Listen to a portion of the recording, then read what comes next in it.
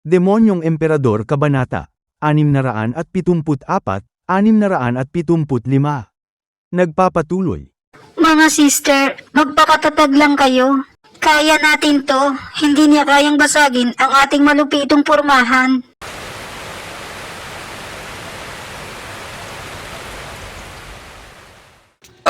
Imposible to. Wala man lang galos. Ano ka ngayon, Kupal? Akala mo matatalo mo kami? Mga sister, pagsama-samahin na natin ang ating mga espada. Ano kaya ang masamang binabalak ng apat na e-abab na to? Parang masama ang kutob ko rito Kapag nagsama-sama silang apat, makakaya nila akong talunin. Tangina naman, papaanong nangyari to sa akin? Isa akong ethereal states na eksperto. Wala na akong ibang pagpipilian kung hindi unahan sila. Profound rank martial arte. Mga sister, humanda na kayo dahil atake siya ulit. Poisonous Mist Storm. Lason na mabahong hininga. Pagsama-samahin na natin ang mga elemento ng ating katawan. Fusion! Humanda ka ngayon sa pinagsamang lakas ng espada namin. Getsuga, Tenzo, Moon Cutting, Cold Age. Ang lakas! Tangina, alam ko talaga na ganito ang mangyayari. Ang tatlong walang kwentang ito ay magiging pabigat lang sila sa arena. Pero hindi ko inaasahan na napakawalang kwenta nila. Hindi man lang sila nakatira. Chupo, mas maganda sana kung ikaw na lang ang lumaban. Anong pinagsasabi mo dyan, Taba? Nagpapasalamat nga ako Dahil hindi ako ang nasa kalagayan nila. Wala ka talagang kwentang bata ka. Kaya ka pala hindi lumaban dahil gusto mong matalo tayo sa kanila. Aray, ang sakit ng buong katawan ko. Nakakahiya itong ginawa nila sa akin na isang ethereal stage na eksperto. Hindi ko na kayang tumayo dahil sa kahihiyan. Pinapanood pa naman ako ng napakaraming netizen. Ang lakas pala ng apat na elemento ng ari ng mga e-abab. May tinataglay itong malakas na opensa at depensa na kayang pumalag sa isang ethereal stage na eksperto. Napakaswerte talaga ng Mystical Heaven Secto dahil mayroon silang ganyan kahit nasa mababang rangko lang sila ng 3 sekto. Nakagawa rin sila ng ganyan na malupitong pormahan. Ha ha ha ha. Ang malupitong pormahan na yan ay masyadong magastos. May kahirapan ang mga kinakailangan dito. Hindi lahat ay pwedeng makagamit nito. Sigurado ako na ang pinuno nila ay may pambihirang katawan. Malapor sila na nakagaya kay Marian Rivera. Si Rojoa ay may bakal na katawan. At ang babaeng may pula ang buhok ay may apoy na katawan. At ang naka-blue ay kahoy ang katawan. Kaya ang mabigat na lupa na elemento sa gitna nila. Ang langit at lupa ay nagiging isa. At nakakagawa ito ng pambihirang lakas at kapangyarihan. Kaya naman hindi ito kayang gayahin ng mga ordinaryong tao.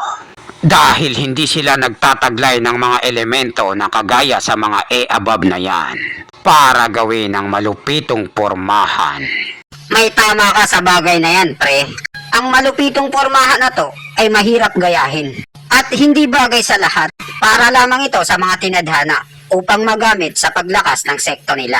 Katulad na lang ng apat na babaeng ito. Ito ang pinakamalakas nilang sandata na ginamit sa pagtitipon ng 2 dragon. Kung ganon sa mga nabanggit mo, ang babaeng yan ang nagtataglay ng tubig na katawan. Pero bakit ang pakiramdam ko sa kanya ay may tama o mali sa katawan niya? Ang bakal ay pwede sa tubig at ang tubig naman ay pwede sa kahoy. 2 elemento lang ang pwede siya. Pero bakit siya ang sentro ng malupitong pormahan? Lahat ng kapangyarihan nila ay nakapokus sa kanya, kasama na rin ang lupa. Hindi mo lang nalalaman, Gar, na ang babaeng yan ay walang tubig sa katawan. Ang nilalaman ng katawan niya ay ang void na espiritual na kaluluwa. Kaya niyang gamitin ang lahat ng mga elemento. Nagkataon lang na tubig na elemento ang pinag-aralan niya. Dahil para may sagawa ang malupitong pormahan, Kung ganun, ang ibig mong sabihin ay isa siyang maalamat na pangsuporta sa katawan na tinatawag na Void Spirit Physic. Ngayon alam ko na kung bakit napakalakas ng kanilang malupitong pormahan. Dahil pala ito sa kanya. Ayon sa namaritis ko, ang Void Spirit Physic ay kaya niyang baguhin ang lahat ng magkakaibang enerhiya kahit anong klase pa ito. Ito ang pinakamalapit na constitution sa primal cause. Talagang kahanga-hanga ito. Totoo talaga na may himala, sabi ni Nora Honor. Nagtataglay siya ng pambihirang katawan at galing siya sa mababang rangkong sekto. Sigurado ako na kahit saang sekto ay aalagaan siyang mabuti ng mga pinuno ng sekto. Ha ha ha. Tama kayo, may pambihirang katawan nga siya. Pero para sa akin, mahina pa rin siya. Para sa mga katulad namin na lagi na lang nag-iisa, isa lamang siyang ordinaryong nilalang. Pero kapag lumakas pa siya ng konti, titignan natin kung pwede na siyang pumalag sa amin. Pero kapag naging jowa mo siya, gamit ang kanyang porselanang katawan, bibilis ang pag-angat ng cultivation mo. Ang dual cultivation ay pagbebembangan yan. At ang ibig sabihin nun ay kalahati lang ang lakas na may lalabas mo. At ang kalahati ay hindi sayo. At ayoko ng ganon dahil kailanman ay hindi yun magiging sayo. Sa 10 utos ng langit ay walang ganon. Hindi sila umaasa sa pagbebembangan ng dual cultivation. Sa oras na gawin mo yun, maliligaw ka ng landas. Anong pinagsasabi mong 10 utos ng langit? Hindi namin alam yan ah. Huwag niyo na itong alamin dahil marami pa kayong kakaining bigas para dito. Sila ang 10 pinakamalalakas sa buong daigdig na soberanyo. At alam kong hindi niyo pa ito naririnig. Ha ha ha. Kalimutan niyo na lang yon. Dahil ang focus lang ng isip niyo ay kung sinong mas malakas. Samantalang kaming dalawa, ang tinatahak namin ay ang landas hanggang sa huli. Di ba tama ang sinabi ko, Chupa? Sa buong kontinenteng ito, tayong dalawa ang magkasama na nakakaalam sa lugar na yon. At kaya naman ginagawa natin ang lahat para makarating dun. Chupa, Choking Cheng, saktong-sakto. Ngayon, dalawa na sila na naisulat ko. By me, ang ihabag na yan ay wala siyang tubig sa katawan. Pero nagtataglay siya ng maalamat na Void Spirit Physic. At ang Void Spirit Physic ay isang container para sa lahat. Dahil kung hindi makakagawa ng ganyang kalakas ang malupitong pormahan nila. Ang ibig lang sabihin nun, kaya nakikita nila ang lakas ng pormahan nila ay dahil sa kanya. Humahanga ako sa Mystical Heaven Sector dahil nahanap nila siya. Si Kenching ay natatanging pambihirang babae. At yung 3 kasama niya ay mga pambihira din. Dahil kailangan silang 4 para may sagawa ang malupitong pormahan, kailangan natin silang tanggapin lahat.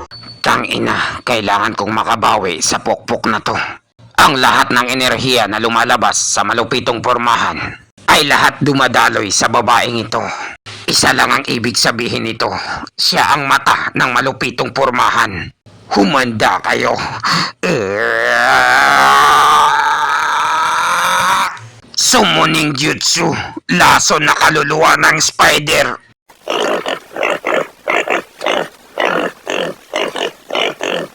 Mga sister, humanda na kayo. Aatake na siya. Ito sa inyo, encompassing poison net.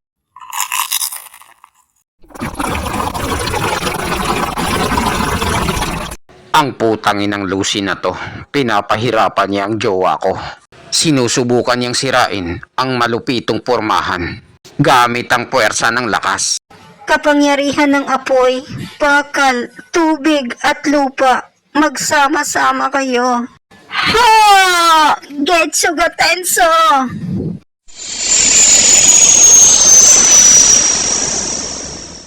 Gagi, ano to? Ba't hindi nawala yung lason? Lagot tayo dito. Nababalot na tayo ng lason. Kailangan kong gumawa ng paraan dahil kung hindi, delikado kami.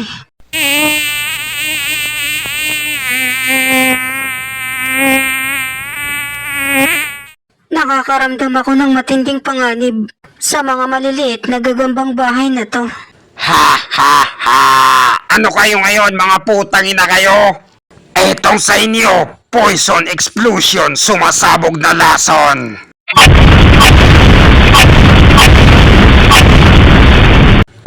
Tangina, ano kayang nangyari sa jowa ko? Napuruhan kaya siya? Kitang-kita mula sa malayo na napuruhan ng mga e-abab. Malaki talaga ang mata ni Lucy at nakita niya ang kahinaan ng malupitong pormahan. Ang pormahan na ito ay ginagamit ang kapangyarihan ng mundo. Makikita mo na parang perpekto ito. Pero kailangan ng 4 na tao para may sagawa ito. At mapagsama-sama nila ang lakas nila na maging isa. Pagkatapos niyang magpasabog ng maraming paputok, sigurado ako na nasira niya na ang malupitong pormahan. Ano kayo ngayon mga chicks? Wala kayong binatbat sa akin. Ah, ano ito? Napakabilis. Bakit may nakatutok na espada sa leg ko? Lagot na! Hindi maaari! Nahuli si Lucy! Nice one, pre! Sa wakas, nadali rin ang kupal na yan! Wow, grabe ang ginawa niya. Napakalupit ng chicks na yan, ha? Kahanga-hangang ipinamalas ng batang ito. Nagawa niyang kontrolin ang enerhiya ng buong mundo na mag-isa lang. Kung iisipin mo, isa lamang siyang Radiant Stage na cultivator. Pero nagawa niya kontrolin ang isang pambihirang lakas. Ito ang tinatawag nating mga lalaki na women. Inhale, exhale. Inhale, exhale. Pambihira, isa siyang halimaw, kagaya ni Chupa. Papaano nangyari to sa akin? Nakakahiya ito sa buong madlang people. Nagawa niyang pigilan ang mga pagsabog gamit ang ice tubig. Paano ba yan, kupal? Natalo ka na. At sinaktan mo rin ng mga kapatid kong babae. Pero dahil atabs ka ni Chupa, hindi kita sasaktan dahil ayokong magalit siya sa akin. Naintindihan mo ba ako, o gagga? Kainis talaga. Talo. Ano kayang pinag-usapan ng dalawang lokong ito? Ako na naman siguro ang minamarites nila. Pero nakakataba rin ng puso na nag-aalala pa rin siya para sa akin. Ang putang inang matandang yun na yun. Niloko niya tayo. Pinaglaruan niya tayo. Ngayon, pareho na tayo ng score. Tangina. Malas talaga tayo ngayon.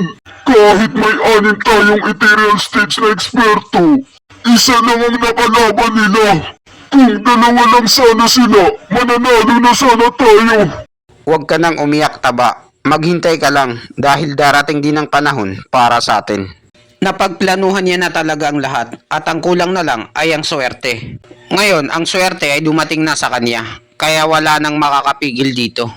Ha ha ha. Alam ko na talaga na wala ka na talagang balak na manalo sa laban na ito. Ano ba ang pinoproblema mo dyan, Taba? Mayroon pa namang susunod na laban. Sa laban ng team match, sigurado akong tayo ang mananalo. Ayokong maging tabla ang puntos natin at makakahati sila sa pabuya. Kaawa-awa ka talaga, Taba. Masyado kang kuripot. Sa 4v4 na laban, ang nanalo, Mystical Heaven Secto. Hay, sa wakas, natapos na rin. Humanda ka ngayon. Babawian kita.